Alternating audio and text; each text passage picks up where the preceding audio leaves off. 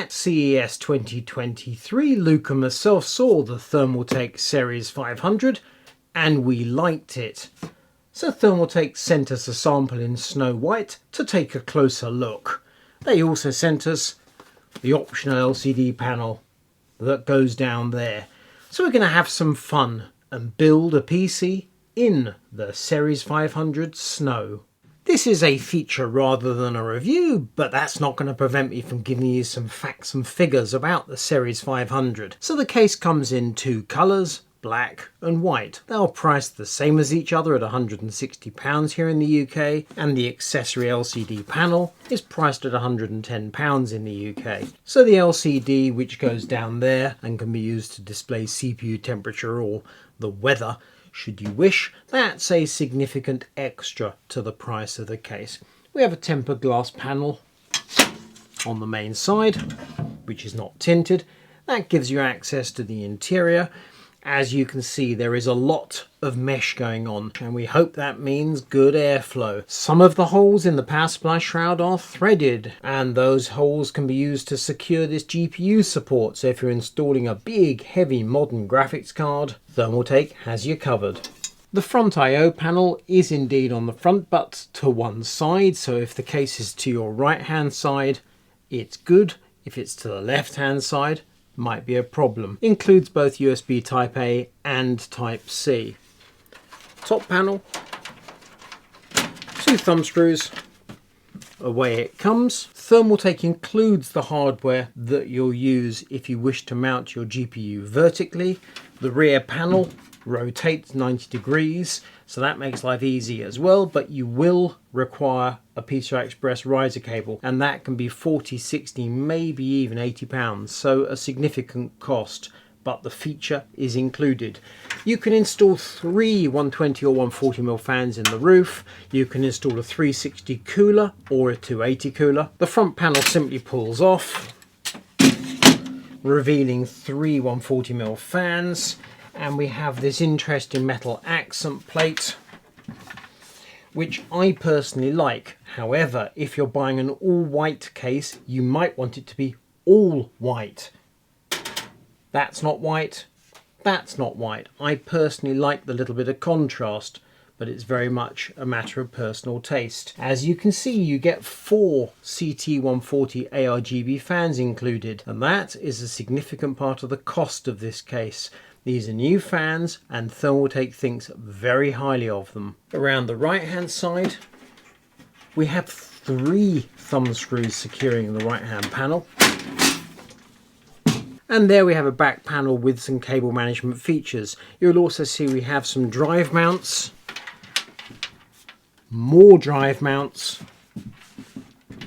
and down bottom some drive caddies. This case supports an impressive number of hard drives and SSDs. I think that's covered the basics, so let's get on and actually start building a PC. We're going to start with the power supply, which is this Thermaltake ToughPower GF3 1200 watt. It's an ATX3 power supply, and we have the 12 watt high power connector that I can use to power an NVIDIA 40 series graphics card. I think we're going to have plenty of space for a large graphics card in this case. So in with the power supply. There's an access plate at the rear of the case. Thermaltake makes a feature that the Ceres 500 is heavily perforated for airflow and fully filtered. We have a filter for the power supply on the bottom of the case, so we're going to put the cooling fan downwards. Feed the cables in.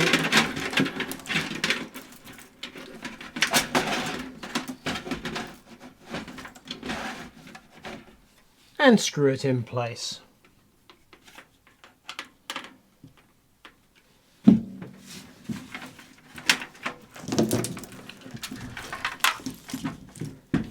And we can see a bit of a monochrome theme developing.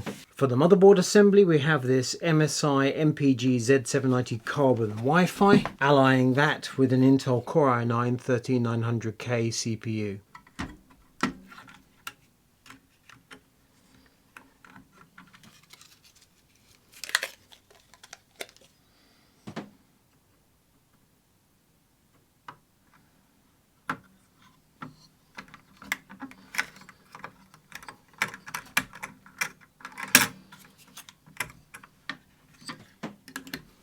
SSD is a Sabrent Rocket 4.0. This clever SSD retention system that MSI uses, so simple catch to remove the heatsink.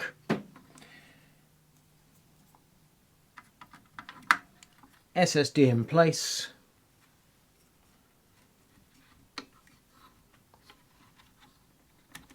Flip around the plastic locking lever.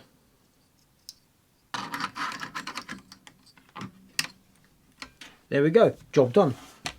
Could not be easier. For the memory, we have this Thermaltake ToughRAM XG RGB. That's DDR5 rated at 6000.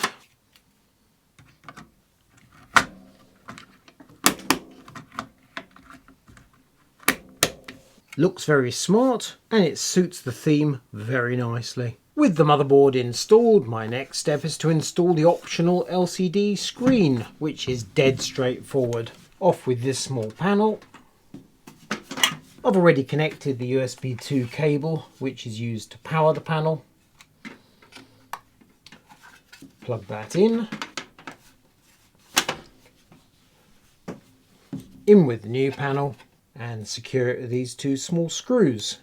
And despite their small size, the screws are secured with a Phillips number 2, so no special tools required. When it comes to cooling the CPU, I have something of a small issue on my hands, which is that Thermaltake has sent me this TH420 ARGB Snow Edition cooler. As I said in the introduction to this video, I can install a 420 or 360 in the front, a 360 or a 280 in the roof. Therefore, this cooler has to go in the front. And I'm sure it'll look very nice there. But this means that I have to move these CT140 fans from the front to the roof. And the reason I need to move the CT140 fans rather than just throwing them in the bin and installing the TH420 cooler in its place is that the CT140 fans are a feature of the Ceres 500. We're told by Thermaltake this is the first time that some case fans, the implication being that case fans are typically quite low grade. These case fans, these CT140 ARGB fans, are available as a retail part. They come in twin packs. So CT series of fans, you get 120, 140 black, white, ARGB, non-ARGB versions. So that's 8 SKUs in total, and Thermaltake seems quite chuffed about them. So throwing away these 3 CT140 Snow ARGB fans would be a travesty. So I'm going to move the CT140 fans from the front to the roof, and then I'm going to install the TH420 cooler with its 3 140mm Snow fans. Thermaltake has 4 420mm AIO coolers in their range. The TH420 and TH420 Snow are very similar. So the pricing for the TH420 is £132. It comes with 3 140mm fans, as you'd expect, that run up to 1800 RPM, and they are ARGB. The TH420 Snow is exactly the same, only in white, and priced at £135. Then you have a significant step up to the Tough Liquid Ultra at £240. These 140mm fans spin up to 2000 RPM and do not have ARGB. However, you get an LCD display on the pump body. At the top of the stack at £276, we have the Tough Liquid Ultra RGB, which has both RGB fans and also an LCD display on the pump. We're not sure which cooling technology is used by Thermaltake, but they did say it is not Acetec. Removing the 3 CT140 fans is made easier by a feature of the case, which is that it has a radiator fan rack at the front. So you remove 4 screws, lift up the rack, and out it comes. However, the process is made very slightly more complicated by a feature of the fans, which is that the cables daisy chain together. So you don't get any form of control hub for either PWM or RGB on the back panel. You daisy chain the fans together, and then the last connection for both RGB and PWM goes directly to your motherboard. So with the cables disconnected, you can lift the rack, feed the cables through, and there we go. And now we can remove the fans from the rack, transplant them into the top of the case, and we're good to go. That's phase 1 complete. And now let's install the cooler in the front of the Ceres 500. The TH420 looks like a fairly conventional, albeit huge, AIO cooler.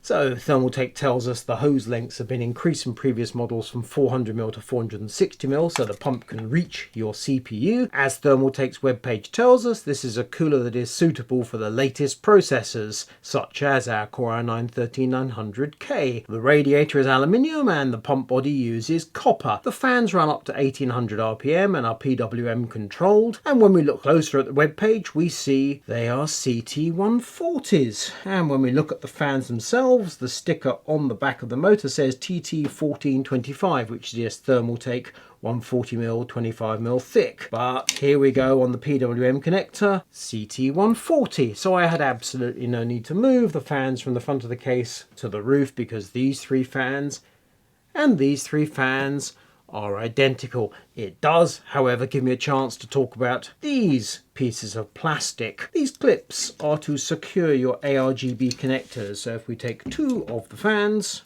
remove the protective cover from the male ARGB connector, plug them together, and now we're relying on good luck for the connection to remain solid. That clip then can go over like that. And now the connector is held together. The ARGB connector, it does some clever stuff. However, the design is not that great. It has no positive lock.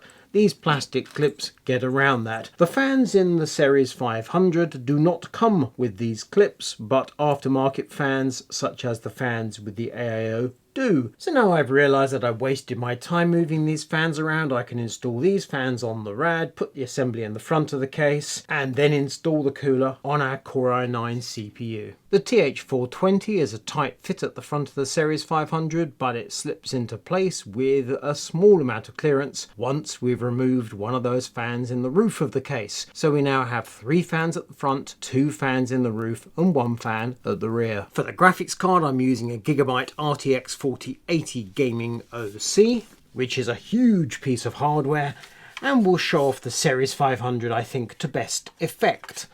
I'm not going to use the vertical GPU mount.